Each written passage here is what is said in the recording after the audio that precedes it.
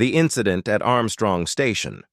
The morning alarm echoed through the corridors of Armstrong Station, humanity's first permanent outpost on Kepler 442b. 12-year-old Marcus Chen rubbed his eyes and stumbled out of his cramped quarters, still wearing yesterday's jumpsuit. The artificial gravity hummed beneath his feet as he made his way to the communal dining hall, where the smell of synthetic protein bars and recycled coffee filled the air. Marcus was small for his age, with messy black hair and dark circles under his eyes from staying up too late reading old Earth history files. His father, Dr. James Chen, worked as the station's chief xenobiologist, spending most days cataloging the strange plant life that covered this distant world. Marcus rarely saw him anymore, not since his mother died in the transport accident 3 years ago. The dining hall buzzed with its usual morning chaos. Engineers discussed power grid failures over breakfast, while miners complained about the new safety protocols. Marcus grabbed his usual spot in the corner, away from the other kids who made fun of his worn-out clothes and quiet demeanor. He picked at his protein bar, lost in thoughts about the adventure novels he'd been reading on his old tablet. "Attention all station personnel!" the intercom crackled to life. "We have incoming vessels. Please remain calm and follow evacuation protocols if necessary." The chatter in the dining hall died instantly. Through the large viewing windows, Marcus could see sleek silver ships descending from the purple sky, their hulls gleaming in the light of Kepler 442b's twin suns. The ships were unlike anything in the human fleet. Too smooth, too perfect, with no visible engines or exhaust trails. "First contact," someone whispered. The station's defense sirens remained silent, which meant whoever was approaching had somehow bypassed their early warning systems entirely. Marcus watched in fascination as the lead ship touched down in the main landing bay with impossible grace, as if gravity itself bent to accommodate its arrival. Within minutes, the dining hall erupted into controlled panic. Station security rushed past the windows in full combat gear, while civilians hurried toward the emergency shelters. Marcus found himself swept along with the crowd, but his curiosity got the better of him. Instead of following the others to safety, he slipped away down a maintenance corridor that led toward the landing bay. The corridor was dimly lit and filled with the constant hum of life support systems. Marcus crept forward, his heart pounding with each step. Through a small observation window, he caught his first glimpse of the visitors. They were magnificent and terrifying. Standing nearly 8 feet tall, the aliens possessed humanoid shapes, but with elongated limbs and torsos. Their skin was a pale blue-gray color that seemed to shimmer in the artificial light. Most striking were their faces, angular and sharp, with large eyes that glowed with an inner golden light. They wore form-fitting armor that looked like liquid metal, flowing and adapting to their movements. The aliens moved with predatory grace as they examined the landing bay. Their leader, distinguished by more elaborate armor and taller stature, gestured to his companions with movements that seemed almost dance-like. When he spoke, his voice carried through the station's hull with surprising clarity, though the language was completely foreign to Marcus. Station Commander Sarah Walsh approached the landing bay with a small diplomatic team, her hands raised in the universal gesture of peace. She wore her dress uniform, the blue fabric crisp despite the early hour. Marcus had always admired Commander Walsh. She was tough but fair, and she genuinely cared about everyone on the station.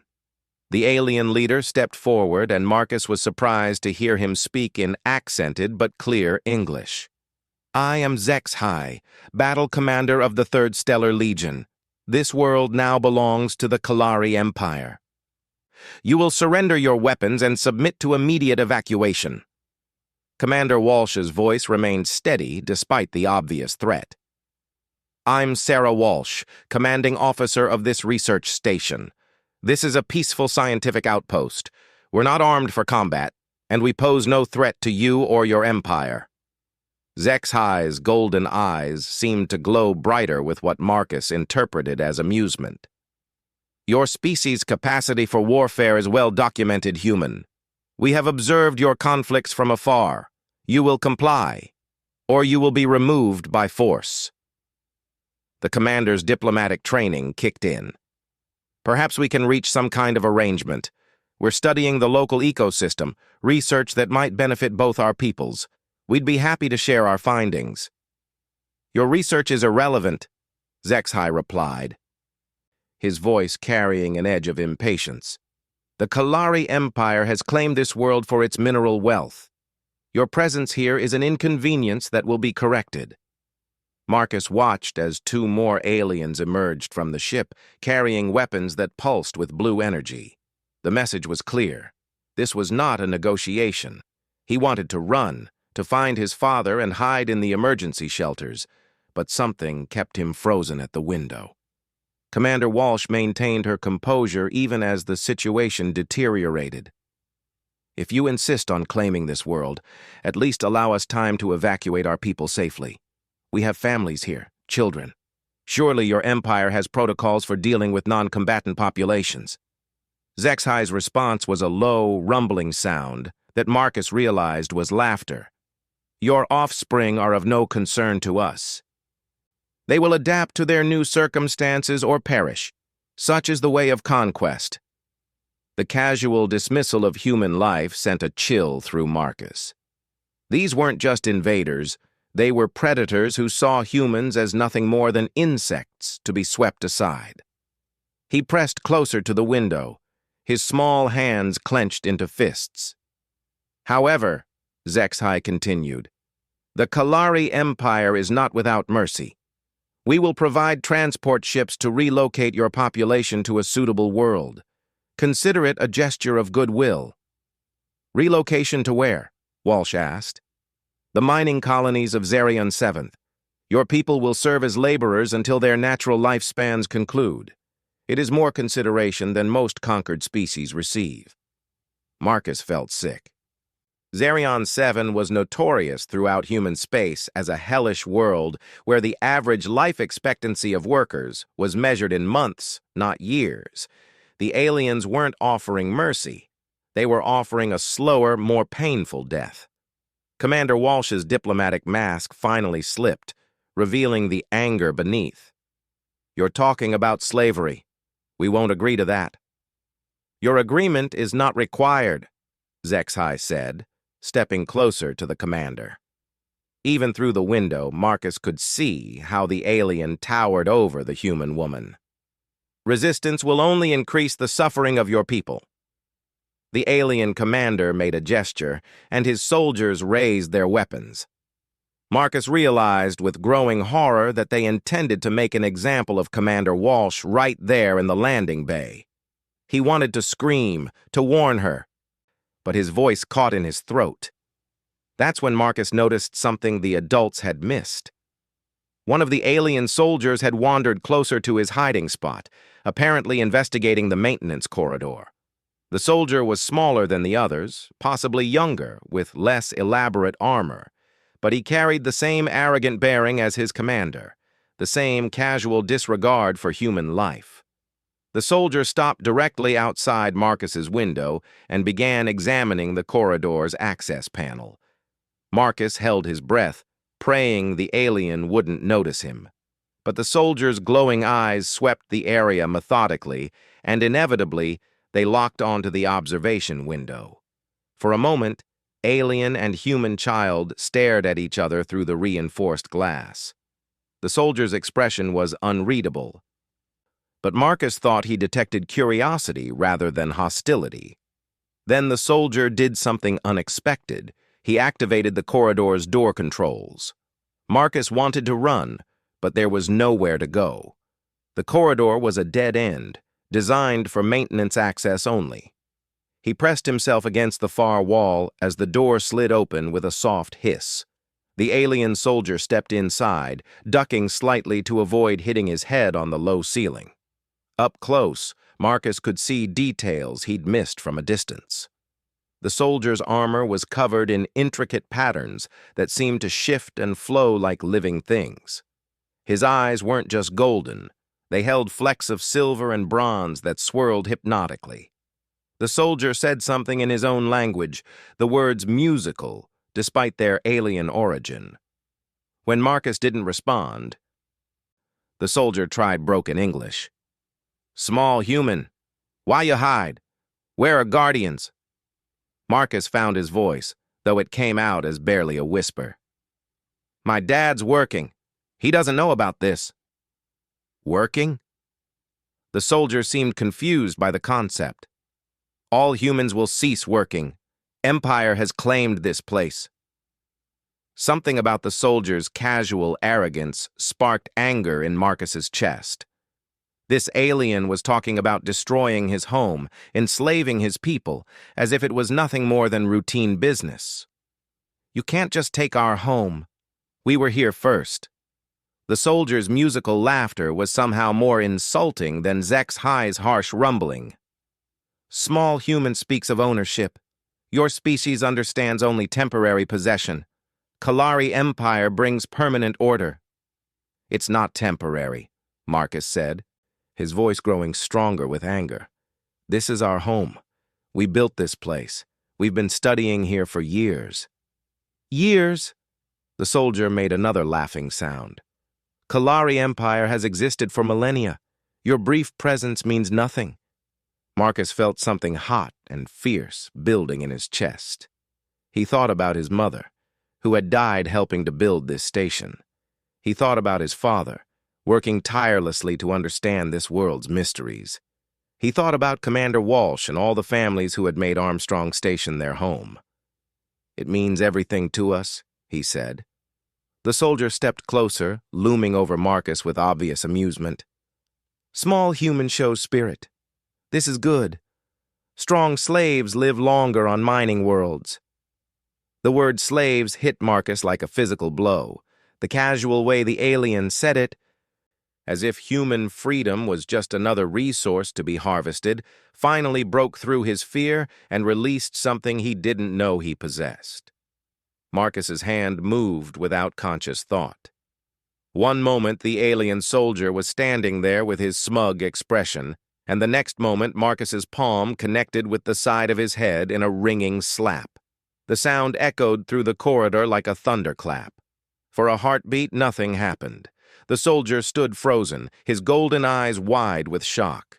Marcus stared at his own hand in disbelief, unable to comprehend what he'd just done. Then the soldier collapsed. Not stumbled, not staggered. Collapsed completely, his massive frame hitting the corridor floor with a metallic crash that resonated through the station's hull.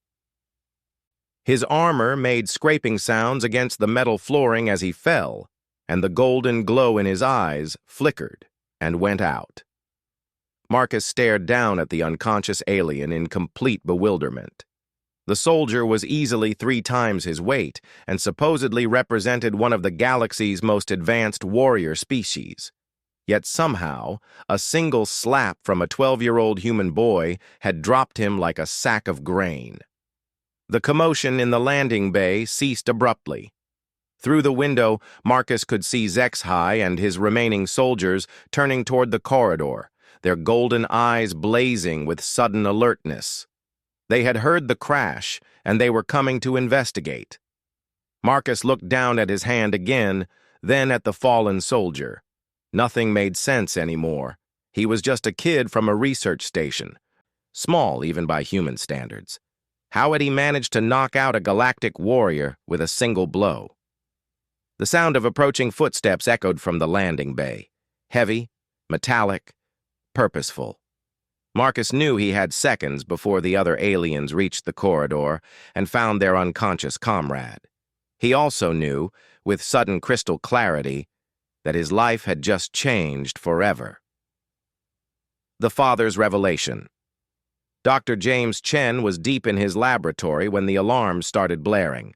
He looked up from his microscope, where he'd been examining spore samples from the planet's northern continent, and felt his stomach drop.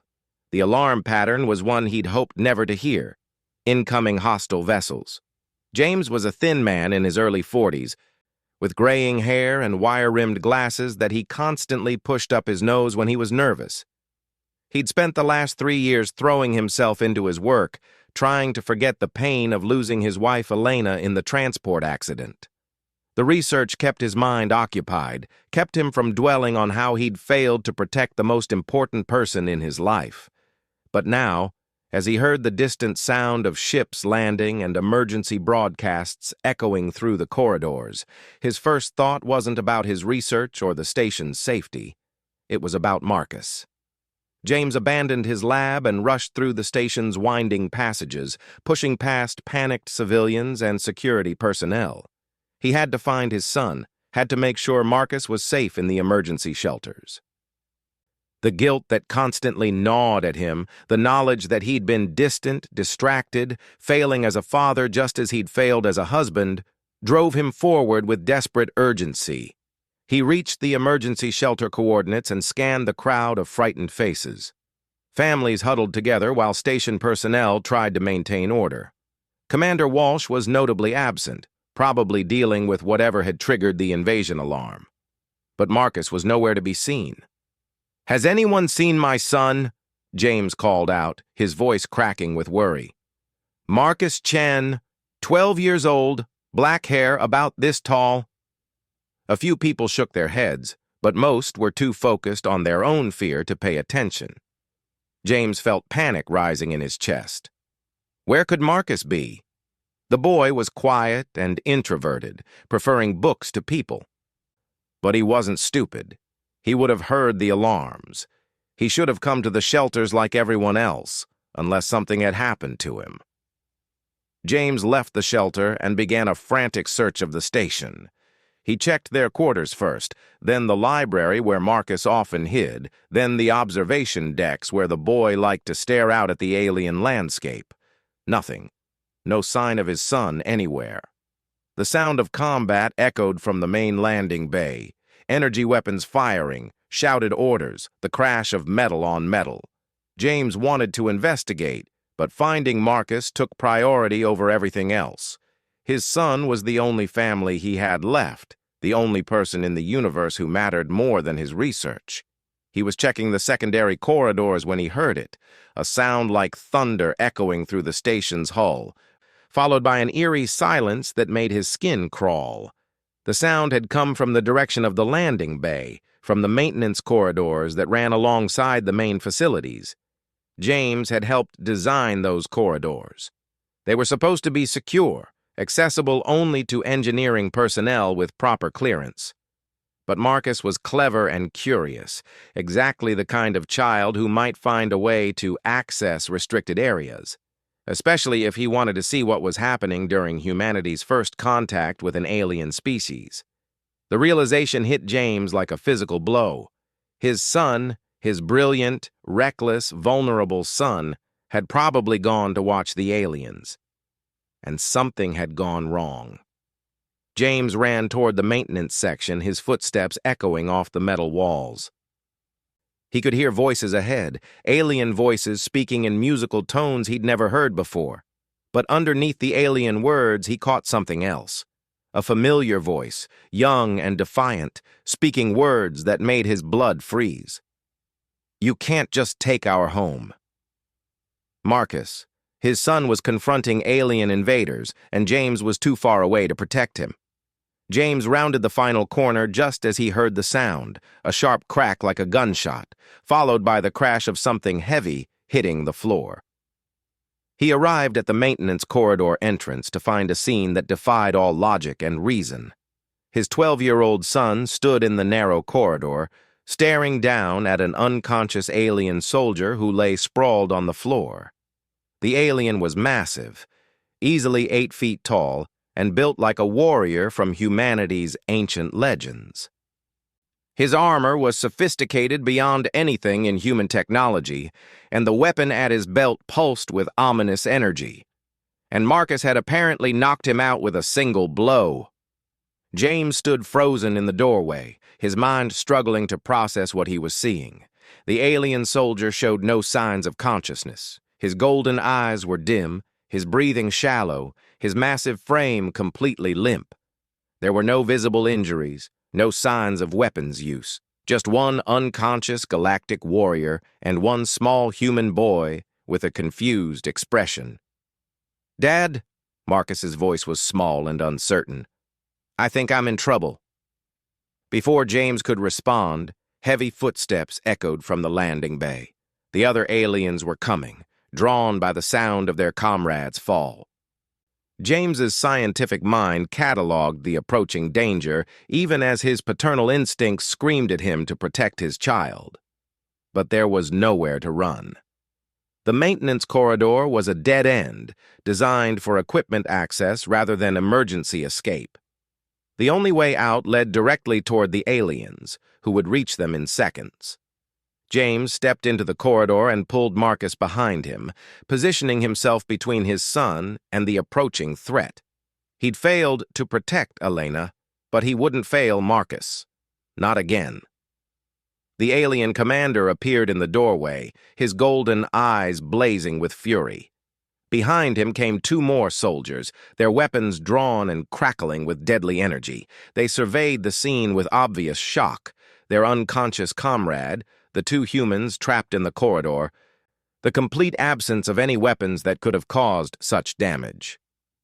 "Explain this," the commander demanded in accented English, his voice like grinding stone. James raised his hands in surrender, trying to project calm despite his racing heart. "Please, we're not combatants. My son and I pose no threat to you." The commander's gaze shifted to Marcus, who peered around his father's protective form. "Your offspring did this?" "That's impossible," James said automatically. "Marcus is just a child. He couldn't harm anyone, especially not a trained warrior." But even as he spoke the words, James felt doubt creeping into his mind. The evidence was right there in front of him. One unconscious alien and one human child who claimed responsibility. It should have been impossible, but the alternative explanations were even more ridiculous. The commander stepped closer, and James could smell something like ozone and metal coming from the alien's armor. "Your child struck Kethvar with sufficient force to render him unconscious. How do you explain this phenomenon?" "I don't," James admitted. "I can't. It doesn't make sense." "Indeed." The commander's golden eyes seemed to glow brighter as he studied father and son. "Kethvar is a proven warrior, enhanced by Kalari biotechnology. His reflexes are superior to any baseline organic species, yet your offspring bypassed his defenses with ease." James felt a chill run down his spine. The alien was describing capabilities that no human should possess, especially not a 12-year-old boy who spent most of his time reading adventure novels. But the unconscious soldier on the floor suggested otherwise. "Perhaps," the commander continued, "your species possesses hidden capabilities that our intelligence reports failed to detect." "No," James said firmly. "Humans are not enhanced. We're not genetically modified super soldiers. We're just scientists and colonists trying to make a living on a frontier world." The commander made a sound that might have been laughter, yet the evidence suggests otherwise. He gestured to his fallen soldier. "Kethvar was rendered unconscious by a single blow from an apparently unenhanced juvenile of your species. Either your intelligence services have created remarkably sophisticated deception protocols, or your species possesses natural capabilities far exceeding our projections." James looked down at Marcus, seeing his son with new eyes. The boy was small, quiet, unremarkable in every way that James had always measured. But there was something in Marcus's dark eyes now, a depth and intensity that James had never noticed before. "Dad," Marcus whispered. "I didn't mean to hurt him. I just got angry." "I know, son.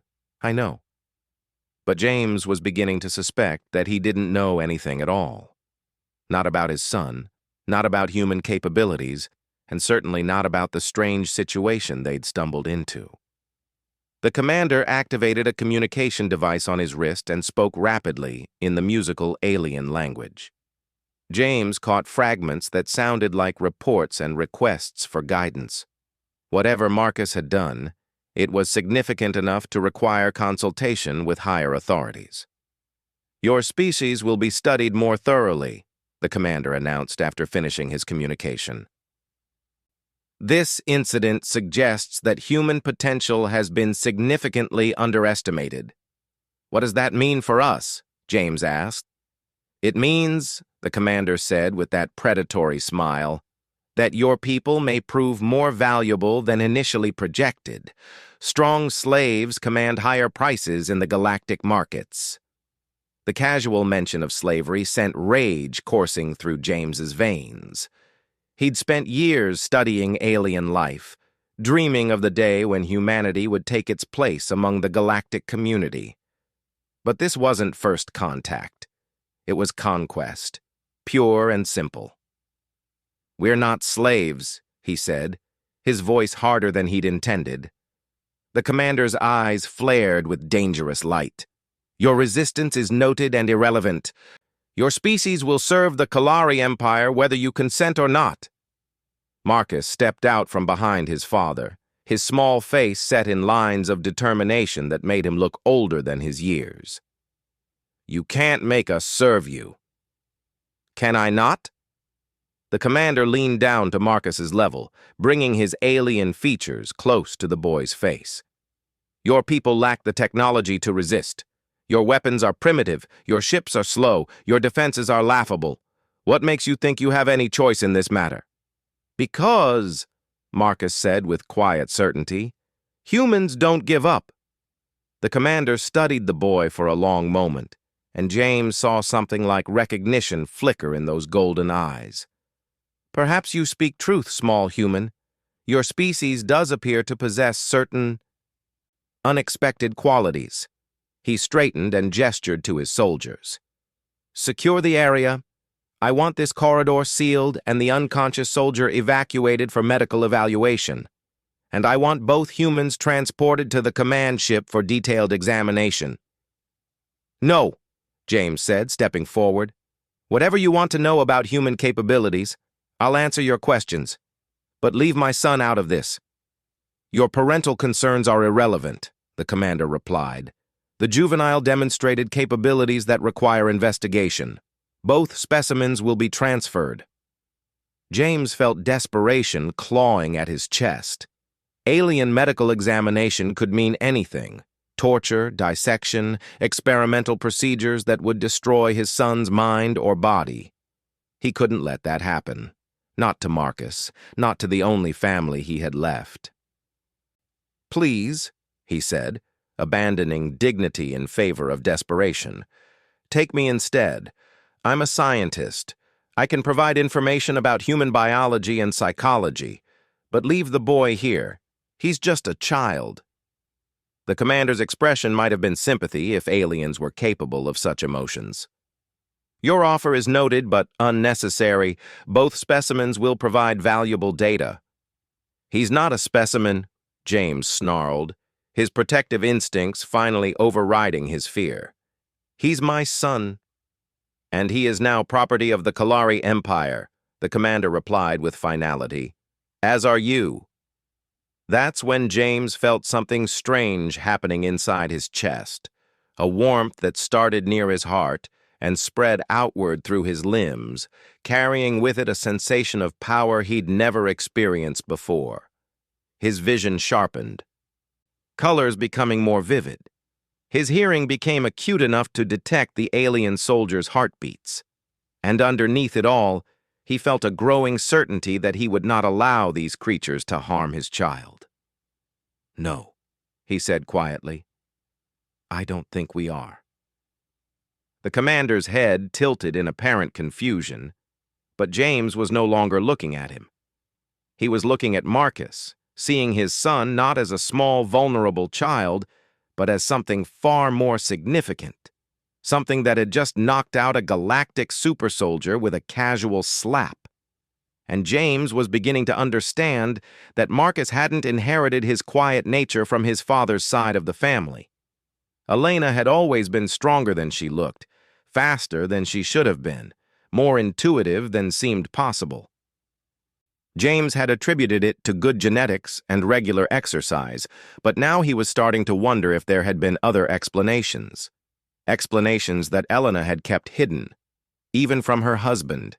Explanations that she had passed on to their son. "Marcus," James said softly, "when you hit the soldier, what did you feel?" Marcus looked confused by the question. "Angry, really angry, like something hot was burning in my chest." James nodded slowly, pieces of a puzzle he'd never known existed finally starting to fall into place. "And right before you hit him?" Everything got really clear. Like I could see exactly where to hit him to make him fall down. The commander had been listening to this exchange with growing interest, his golden eyes shifting between father and son. "What are you suggesting?" "Human." James looked up at the alien, and for the first time since the invasion began, he smiled. "I'm not suggesting anything, but I think you're about to discover that humanity is full of surprises." The warmth in his chest was growing stronger, and with it came knowledge he'd never possessed before. Knowledge of strength and speed and reflexes that dwelt dormant in human genetics, waiting for the right trigger to awaken them. Knowledge that his wife had carried and passed to their son. Knowledge that James himself had inherited, but never needed to access until now. "Marcus," he said, still smiling, "I think it's time you learned something about your mother's side of the family. The awakening of human heritage." The warmth in James's chest exploded outward like a dam bursting, flooding his system with sensations he'd never experienced. His heart hammered against his ribs, but instead of fear, he felt power coursing through his veins. The world around him suddenly became crystal clear. He could see the individual scales on the alien commander's armor, hear the subtle variations in each soldier's breathing, smell the ozone charge building in their weapons. And he understood, with absolute certainty, that his son had just awakened something in their bloodline that had been dormant for generations. "Dad?" Marcus's voice carried a note of alarm. "Your eyes are doing something weird." James caught his reflection in the polished surface of the alien commander's armor. His normally brown eyes now held flecks of gold that swirled and pulsed with inner light, not unlike the alien's own golden gaze. But where theirs was cold and predatory, his burned with protective fire. The commander took a step backward, his weapon rising to a defensive position. "Impossible. Humans do not possess biotechnological enhancement capabilities." "You're right," James said, his voice carrying new harmonics that resonated through the corridor. "We don't need biotechnology." The alien soldiers exchanged glances, their musical language becoming rapid and urgent. James couldn't understand their words, but their body language spoke of surprise shifting toward alarm. Whatever they were detecting in him was not matching their intelligence reports about human capabilities. "Dad, I'm scared," Marcus whispered. James knelt beside his son, placing a gentle hand on the boy's shoulder. The contact seemed to calm both of them, the golden light in his eyes softening to a warm amber glow. "Don't be afraid, Marcus. This is who we've always been. We just never needed to remember before." "What are you talking about?" Marcus asked. James looked at his son, this small, brave boy who had faced down a galactic warrior to defend his home, and felt pride swelling in his chest alongside the growing power. "Your mother used to tell me stories about her family, stories I thought were just folklore and embellished history.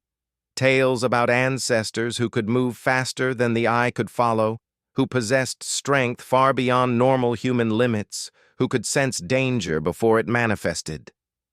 "Like superheroes?" Marcus's eyes widened with interest rather than fear. "Not superheroes," James corrected gently. "Just humans who remembered what we used to be. before we forgot. Before we convinced ourselves we were weak and helpless and needed machines to make us strong.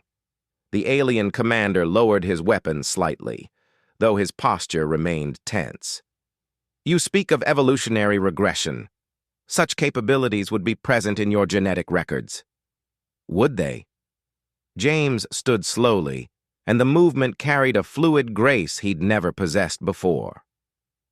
Have you ever actually examined human DNA, Commander? Or did you simply observe our current civilization and assume we've always been this limited? The commander's silence was answer enough. James felt memories stirring, not his own, but somehow inherited. Fragments of knowledge that belonged to Elena's lineage, stories passed down through generations of humans who had maintained the old ways. Humans who understood that their species had once been something far more impressive than the civilization they'd built among the stars. We used to hunt predators that could tear apart armored vehicles, James said, his voice carrying the weight of ancestral memory. We survived ice ages and volcanic winters and asteroid impacts that would sterilize most worlds. We didn't just evolve on a death world, Commander. We conquered it so thoroughly that we forgot how dangerous we used to be. Theoretical capabilities are irrelevant, the commander replied, but his voice carried less certainty than before. Your current population shows no signs of such enhancement. Because we didn't need it, Marcus said suddenly, understanding lighting up his features. Mom always said humans were good at forgetting things they didn't need anymore. Like how to make fire without matches, or how to navigate by the stars. James nodded, proud of his son's quick comprehension. We adapted to peaceful civilization so completely that we buried our combat instincts under layers of technology and social conditioning. But the genetics never changed. The capability was always there, waiting. Waiting for what? The commander demanded. James looked directly into those predatory golden eyes and smiled with predatory intent of his own. For someone to threaten our children. The transformation that followed was unlike anything the aliens had ever witnessed. James's movements became fluid and precise as dormant muscle memory awakened. His reflexes sharpened to superhuman levels as ancient neural pathways reactivated. Most importantly, his protective instincts evolved from parental concern into something far more dangerous. The territorial fury of a species that had once dominated an entire world through sheer physical supremacy. The alien commander raised his weapon, energy crackling along its length as it charged for a killing shot. James moved. To Marcus, his father seemed to simply disappear from one location and appear in another. One moment, James was standing beside him. The next, he was in front of the alien commander, his hand wrapped around the weapon's barrel. The energy discharge that followed lit up the corridor like a lightning strike, but when the afterimages faded, James stood unharmed. The weapon, however, was crushed beyond recognition. The alien commander stared at his ruined weapon with obvious disbelief. The energy that should have vaporized a human target had been harmlessly absorbed and dissipated. The barrel that could withstand starship-grade impacts had been crumpled like paper in a human grip. How? The commander breathed. Adrenaline, James replied conversationally. Enhanced muscle density, bioelectric field manipulation, accelerated neural processing, all completely natural human capabilities, just dormant until we need them.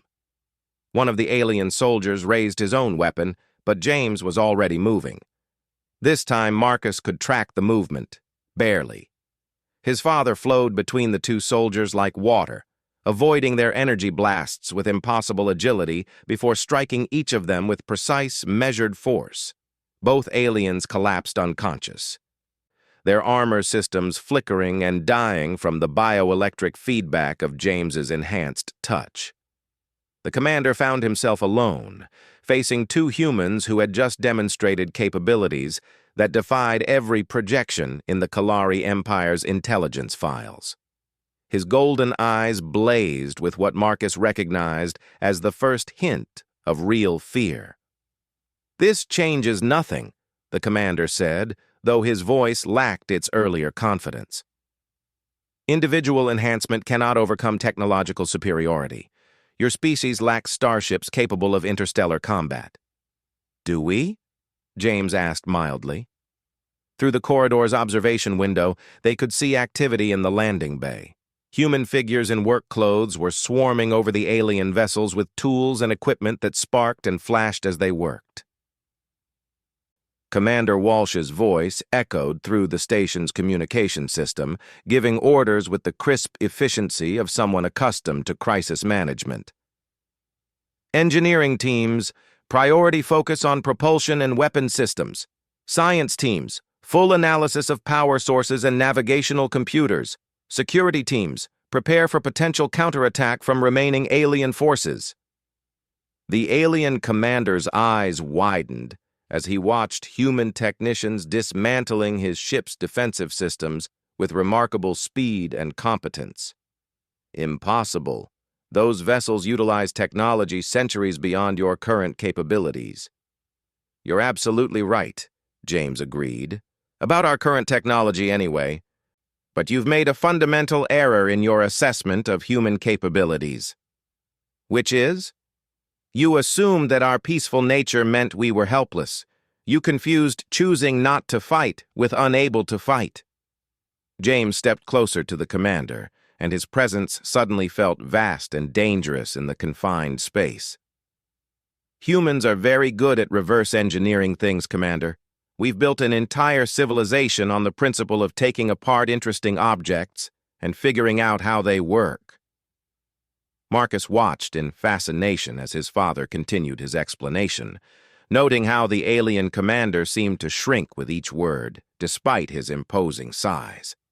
"Within 6 hours, we'll understand your propulsion systems well enough to duplicate them. Within 12 hours, we'll have improved on them. Within 24 hours, we'll have constructed vessels that use your own technology against you, but better. Your manufacturing capabilities are insufficient for such rapid development," the commander protested. James gestured toward the landing bay, where human workers were already hauling components toward the station's industrial fabrication units. "We're very motivated. You threatened our children, Commander. You have no idea what humans are capable of when our children are threatened." As if to emphasize the point, Marcus felt that same warm sensation building in his own chest, accompanied by a clarity of purpose that surprised him with its intensity. He wasn't just angry anymore. He was focused, determined, ready to do whatever was necessary to protect his home and his people. "Dad," Marcus said quietly, "I think I understand now." James looked down at his son and saw the same golden flecks appearing in Marcus's eyes, the same enhanced awareness settling into his posture. The boy was accessing abilities that had been waiting in his genetics since birth, triggered by necessity and guided by inherited instinct. "What do you understand, son? Why you said no DNA test was needed?" Marcus's voice carried new harmonics, deeper than his 12 years should have allowed. "Because when humans need to be strong, we remember how." The alien commander looked between father and son, seeing the family resemblance that went far deeper than physical features. These weren't just two individuals with hidden capabilities. They were representatives of a species that had forgotten its own potential until circumstance forced them to remember. And based on the reports filtering through his communication device, similar awakenings were occurring throughout the human station. Adults and children alike were accessing dormant abilities as the reality of invasion triggered ancient survival responses. The species he'd dismissed as weak and helpless was revealing itself to be anything but. "Commander Walsh to all personnel," the station's communication system announced. "We have successfully neutralized the alien vessels and taken several prisoners for questioning. All invasion forces are either captured or neutralized. Stand down from emergency protocols." The alien commander's golden eyes dimmed as he processed this information. His elite soldiers, enhanced by the finest biotechnology the Kalari Empire could provide, had been defeated by baseline humans using nothing but dormant genetics and improvised tactics. It was humiliating. It was impossible. It was a complete reversal of everything his species believed about galactic power structures. "Your empire underestimated us," James said with quiet satisfaction. "But that's understandable. We've been underestimating ourselves for centuries." "This will not end with one station," the commander warned. "The Kalari Empire commands thousands of worlds and millions of enhanced soldiers. And we command billions of humans who are just now remembering what they're capable of," Marcus replied with confidence that seemed far beyond his years. "Plus, we've got your ships now, and your weapons. And we're really good at figuring out how to use new toys." James smiled with paternal pride as he watched his son demonstrate the kind of strategic thinking that would make him a formidable adult. The boy was already adapting to his enhanced capabilities, already planning how to use them effectively, just like his mother would have done. "The galaxy is about to become a much more interesting place," James told the commander. "Humanity just remembered why Earth is considered a death world, and we're feeling nostalgic for the old neighborhood." The commander's expression suggested he was beginning to understand just how badly his empire had miscalculated. They hadn't invaded a weak, helpless species ripe for enslavement. They had awakened a sleeping predator that had spent millennia perfecting the art of war disguised as the pursuit of peace. And that predator had children to protect. Marcus looked up at his father, seeing the man in an entirely new light. "Dad, are we going to be okay?" James placed his hand on his son's shoulder, feeling the strength and potential that ran in their bloodline like an electric current. Around them, the station hummed with new energy as humanity began to remember what it meant to be human. "We're going to be fine, son. Better than fine." He looked out at the alien ships being systematically dismantled and reverse-engineered by human ingenuity. "We're going to be legendary." The alien commander closed his eyes, and Marcus thought he was probably composing what would go down as the most embarrassing military report in galactic history. But that was his problem. Marcus had more important things to think about, like learning to control his new abilities and helping his people prepare for whatever came next. After all, as his father had said, humans were very good at figuring out how to use new toys. And they'd just acquired some very interesting ones.